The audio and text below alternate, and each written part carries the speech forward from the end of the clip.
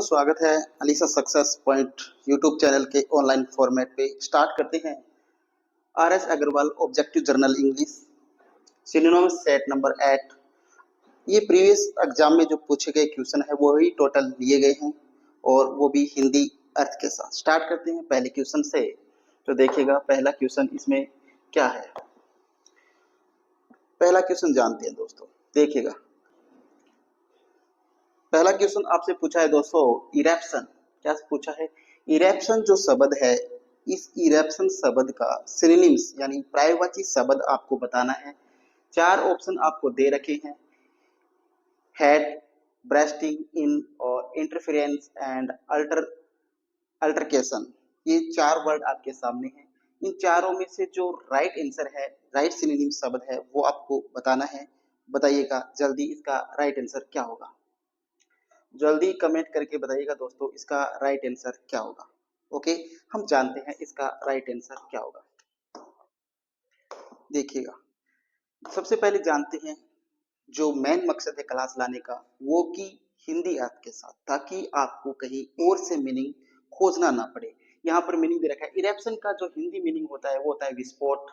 ठीक है। Hate, hate का अर्थ होता है घृणा करना। ब्रस्टिंग इन का अर्थ होता है विस्फोट। इंटरफेरेंस का अर्थ होता है दखलंदाजी। और अल्टरकेशन का अर्थ होता है विवाद। तो देखिएगा इन चारों में से इसका सही पर्यायवाची शब्द, सही सिनोनिम शब्द कौन सा है। तो कौन सा है देखिएगा, कौन सा है? ब्रस्टिंग इन। तो ऑप्शन बी है वो क्या है, इसका करेक्ट आंसर है। ओके, अब हम चलते हैं क्वेश्चन नंबर 2 पे। देखिएगा क्वेश्चन नंबर 2 में आपसे क्या पूछा है ये आपको बताना है। देखिए क्वेश्चन नंबर 2 में आपसे पूछा है इक्लोन। क्या पूछा है? इक्लोन पूछा है। इक्लोन को या आप इसे पढ़े इचलोन पढ़े या इक्लोन पढ़े, सही है। इक्लोन, इक्लोन शब्द का सही पर्यायवाची शब्द क्या होगा ये आपसे पूछा है। 4 वर्ड दे रखे हैं। रैंक दे रखा है, ओपोनेंट दे रखा है, फॉलोवर दे रखा है, आइडेंटिटी दे रखा है। इन चारों में से जो करेक्ट आंसर है वो आपको बताना है। आप जल्दी कमेंट करते हुए आंसर कीजिएगा। ओके दोस्तों, जानते हैं इसका करेक्ट आंसर क्या होगा। देखिए इकोन का हिंदी मीनिंग जो होता है वो होता है उपाधि। क्या होता है? उपाधि देना। ठीक है। पुराने जमाना जो होता था, राजा महाराजाओं का जो टाइम होता था, उस वक्त क्या दी जाती थी, राजा महाराजा अपनी उपाधियां धारण करते थे। तो वो होता है इक्लोन। रैंक का अर्थ होता है उपाधि, सही है। ओपोनेंट होता है विरोधी। फॉलोवर होता है अनुयायी। और आइडेंटिटी होता है पहचान। तो ये तीनों गलत है। ऑप्शन ए जो है रैंक, ये क्या है, इक्लोन का बिल्कुल सही क्या है, एक्यूरेट सिनोनिम शब्द है, पर्यायवाची शब्द है। ओके, अब देखिएगा क्वेश्चन नंबर 3 में आपसे क्या पूछा है। क्वेश्चन नंबर 3 में आपसे पूछा है प्रीवरिकेशन। प्रीवरिकेशन का सही सिनोनिम शब्द आपसे पूछा है। 4 वर्ड आपके दे रखे हैं। चारों को अच्छी प्रकार से पढ़िएगा, समझिएगा और फिर क्या कीजिएगा, आंसर कीजिएगा। तो देखते हैं, पढ़ते हैं। एंटिसिपेट दे रखा है, लाई दे रखा है, डिले दे रखा है और ऑथेंटिकेशन दे रखा है। चारों में से जो करेक्ट आंसर है वो आपको बताना है कि इस शब्द का सही पर्यायवाची शब्द, सही सिनोनिम शब्द कौन सा है, वो आपको बताना है कमेंट करके। तो बताइएगा। ओके, अब हम जानते हैं इसका करेक्ट आंसर। देखिएगा दोस्तों, सबसे पहले जानते हैं इसका हिंदी मीनिंग। देखिएगा इसका हिंदी मीनिंग क्या होता है। प्रीवेरिकेशन का अर्थ होता है असत्य बात, असत्य बताना।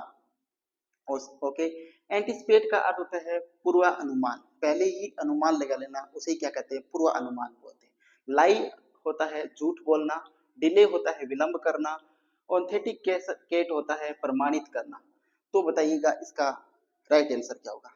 तो दोस्तों असत्य बताने का अर्थ क्या होता है, झूठ बोलना। तो इसका सही जो सिनोनिम शब्द होगा, सही जो पर्यायवाची शब्द होगा वो ऑप्शन बी होगा, यानी लाई इसका क्या है, करेक्ट सिनोनिम शब्द है। ओके, अब हम चलते हैं क्वेश्चन नंबर 4 पे। ओके, चलते हैं। देखिए क्वेश्चन नंबर 4 में आपसे पूछा है एग्ज्यूट। क्या पूछा? एग्ज्यूट। क्या पूछा है आपसे? एग्ज्यूट पूछा है। इस एग्ज्यूट शब्द का सही सिनोनिम शब्द, सही पर्यायवाची शब्द आपको बताना है। ऑप्शन ए में दे रखा है ऊज होगा। क्या पढ़ेंगे इसको? ऊज। विदा होगा, ओवरफ्लो होगा या इवापोरेट होगा। इवापोरेट होगा। इसको क्या पढ़ेंगे? विदर, या आपको वेदर भी पढ़ते हैं, विदर। ठीक है, तो ओके, अब ये चार वर्ड है, इन चारों वर्डों में से एग्जीक्यूट का आपको सही क्या बताना है, सिनोनिम शब्द बताना है, सही पर्यायवाची शब्द बताना है, और वो भी कमेंट करते हुए बताइएगा। ओके, जानते हैं इसका हम करेक्ट सिनोनिम शब्द। देखिएगा हिंदी अर्थ के साथ, एग्जीक्यूट का अर्थ होता है रीसना या पसीजना, रीसना या पसीजना। अब जानते हैं ऊज का अर्थ होता है रीसना या पसीजना, विदर का अर्थ होता है मुरझाना, ओवरफ्लो का अर्थ होता है बहना, और इवापोरेट का अर्थ होता है वाष्पीकरण करना। तो कौन सा ऑप्शन सही है इसमें से? क्या इवोपोरेट होगा? वाष्पीकरण नहीं होगा। ओवरफ्लो बहना नहीं होगा। विदर का होगा नहीं होगा। तो क्या होगा इसका करेक्ट आंसर? ऊज होगा। तो ऑप्शन ए जो है वो इसका क्या है दोस्तों? बिल्कुल करेक्ट आंसर है। ओके, अब हम चलेंगे क्वेश्चन नंबर 5 पे। चलते हैं क्वेश्चन नंबर 5। देखिएगा क्वेश्चन नंबर 5 में आपसे पूछा है प्रीकेरियस। क्या पूछा है? प्रीकेरियस। क्या पढ़ेंगे इसको? प्रीकेरियस। अब चार ऑप्शन आपके सामने दे रखे हैं, इन चारों को अच्छी प्रकार से पढ़िए, समझिए और हिंदी अर्थ को जानिएगा, फिर इसका आंसर कीजिएगा। तो कीजिएगा आंसर। देखिएगा क्या है, ब्रिटल होगा, पेरिलस होगा, या क्रिटिकल होगा, या कोर्टियस होगा। चारों में से जो करेक्ट आंसर है वो आपको बताना है। बताइए इसका करेक्ट आंसर क्या होगा। देखिएगा दोस्तों, प्रीकेरियस का हिंदी जो मीनिंग होता है वो होता है दयनीय। क्या होता है? दयनीय या संकटपूर्ण। क्या होता है? दयनीय या संकटपूर्ण। अब जानते हैं इनका हिंदी अर्थ। ब्रिटल का अर्थ होता है भंगुर, होगा क्या? नहीं। पेरिलियस होगा, खतरनाक, होगा क्या? नहीं। क्रिटिकल का अर्थ होता है दयनीय या संकटपूर्ण, हो सकता है, लेकिन ऑप्शन 4 को भी पहले पढ़ते हैं। कॉटियस का अर्थ होता है संचेत या सावधान, होगा क्या? नहीं होगा। तो इसका जो राइट सिनोनिम शब्द होगा, पर्यायवाची शब्द होगा, वो ऑप्शन सी होगा, क्रिटिकल। तो option C is right here. Okay, अब हम चलते हैं क्वेश्चन नंबर 6 पे। देखिएगा क्वेश्चन नंबर 6 में आपसे क्या पूछा है। क्वेश्चन नंबर 6 में पूछा है मलाइस। क्या पूछा है? मलाइस। इस मलाइस शब्द का सही सिनोनिम, सही पर्यायवाची शब्द आपको बताना है, वो भी कमेंट करते हुए बताइएगा। सबसे पहले पढ़िएगा चार ऑप्शन को, फिर पढ़कर समझना है, समझकर हिंदी अर्थ जानना है, फिर आंसर करना है। कीजिएगा। तो देखिएगा स्टैग्नेट दे रखा है, पहला ऑप्शन स्टैग्नेट है, स्पाइट है, कर्ज है, या सिकनेस है। चारों में से जो करेक्ट आंसर है वो आपको बताना है। बताइएगा। जानते हैं इसका करेक्ट आंसर। देखिएगा ब्लाइज का अर्थ होता है रोगग्रस्तता। ओके, स्टैग्नेशन का अर्थ होता है ठहराव, होगा क्या? नहीं। स्पाइट का अर्थ होता है द्वेष, होगा क्या? नहीं। कर्ज का अर्थ होता है अभिशाप, होगा क्या? नहीं होगा। तो सिकनेस का अर्थ होता है, वो होता है रोगग्रस्तता। तो ऑप्शन डी है वो मलाइज का क्या होगा? बिल्कुल सही सिनोनिम शब्द होगा। तो ऑप्शन जो डी है वो करेक्ट क्या है?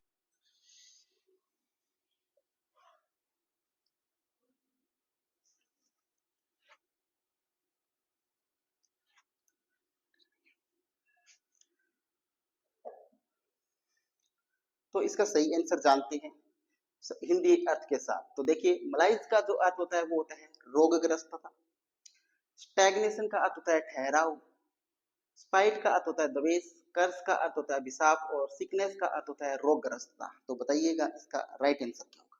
इसका स्टैग्नेशन ठहराव होगा क्या? नहीं होगा। स्पाइट द्वेष होगा क्या? नहीं होगा। कर्ज अभिशाप होगा क्या? नहीं होगा। सिकनेस मतलब रोगग्रस्तता। तो ये ऑप्शन डी जो है वो करेक्ट आंसर है। तो यहाँ पर option D is correct here. Okay, अब पढ़ते हैं हम क्वेश्चन नंबर 7 को। देखिएगा क्वेश्चन नंबर 7 में आपसे पूछा है वैग। क्या पूछा है? इसको क्या पढ़ते हैं? वैग। वैग जो शब्द है, इस वैग शब्द का सही आपको क्या बताना है? सिनोनिम शब्द बताना है, सही पर्यायवाची शब्द बताना है। तो चार ऑप्शन आपके सामने हैं, पढ़िए, समझिए और फिर आंसर कीजिए। तो पढ़ते हैं, फैशन होगा, रिजेक्शन होगा, ऑर्डर होगा, या सर्टिफिकेशन होगा। तो चारों में से जो करेक्ट आंसर है वो आपको बताना है। बताइएगा।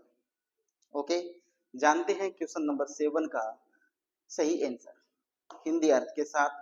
वैग का अर्थ होता है प्रचलन। क्या होता है? प्रचलन।